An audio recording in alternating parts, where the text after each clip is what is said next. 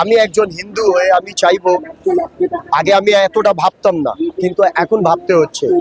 বাংলাদেশে আমাদের হিন্দু ভাইদেরকে কাটা হচ্ছে, মারা হচ্ছে, মঠ মন্দিরকে ভাঙা হচ্ছে, তেমনি সেই স্টাইলে পশ্চিম বাংলায়ও আমরা দেখছি। অনেক আশা ছিল, কিন্তু এতটা দুর্নীতি দেখলাম, সেই জায়গায় কোনো মুখ্যমন্ত্রী কোনো কথা বললেন না।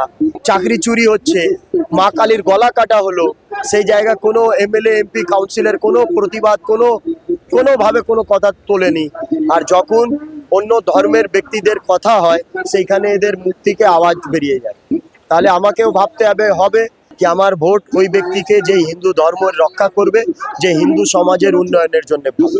যে চাকরির অবস্থা, যুবক যুবতীরা বেকার, মুখ্যমন্ত্রী, এই পুলিশ মন্ত্রী, এনার অ্যাডমিনিস্ট্রেশনটাও ফেল, এনি মুখ্যমন্ত্রী হিসাবেও ফেল, এনারা শিক্ষামন্ত্রী হিসাবেও ফেল, এনারা প্রশাসনিক ব্যাপারও এনি ফেল। আমি যদি বিরোধী দলকে ভোট দিই, আমি যদি বিজেপিকে ভোট দিই, তাহলে এরা আমাদেরকে মারবে, তাও আমরা ভয় করছি না। এইবার যদি আমরা এই সরকারকে না পাল্টাই, তাহলে আমাদের পশ্চিম বাংলা যে অবস্থায় আছে আর বাঁচতে পারবে।